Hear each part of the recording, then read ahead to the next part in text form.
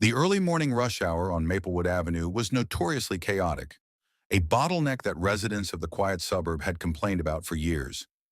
Recognizing the urgent need for improvement, the city had recently contracted Autumn Lane Enterprises, a respected road construction company specializing in innovative urban infrastructure projects. At the helm of the company was Autumn Lane herself, a confident and savvy entrepreneur in her early 40s. Known for her hands-on leadership style and deep expertise, Autumn had built her business from the ground up, navigating a male-dominated industry with determination and grit. Her team was in the midst of a major project, repaving Maplewood Avenue and redesigning the intersections to improve traffic flow and pedestrian safety.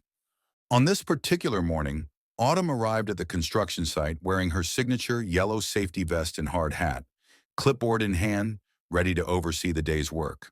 Her crew buzzed with energy, operating machinery and laying fresh asphalt under her watchful eye.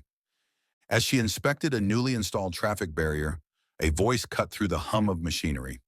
"That's enough, Autumn. You need to let the city handle this," said Karen Mitchell, a self-appointed neighborhood watchdog with a reputation for unsolicited opinions and complaints. Autumn looked up, raising an eyebrow. Karen was standing near the sidewalk, arms crossed, her tone dripping with condescension. "I don't think you know what you're doing," Karen continued.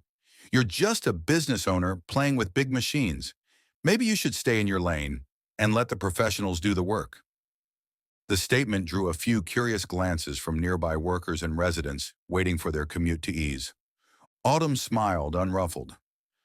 "Actually, Karen, I'm the owner of this company. We were contracted by the city because of our expertise.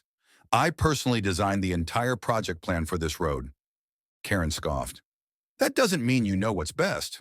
I've lived here 20 years, and I know the streets better than anyone." Autumn took a step closer, her tone calm but firm. "Local knowledge is important, but so is engineering experience and safety standards.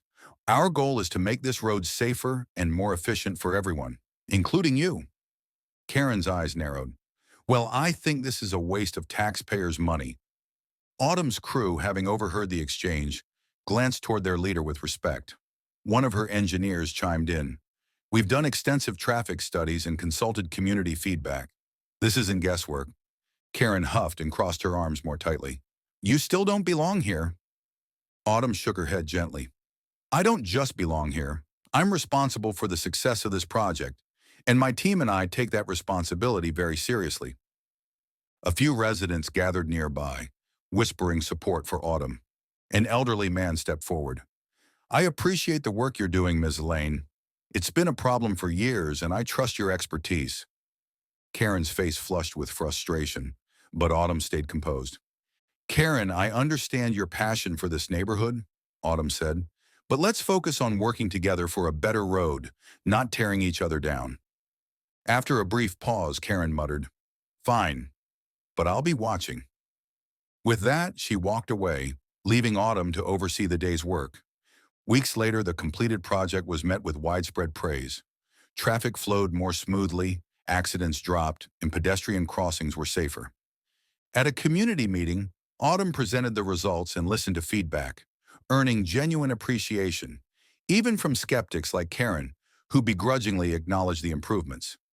Autumn's poise and expertise had turned a confrontation into a catalyst for progress.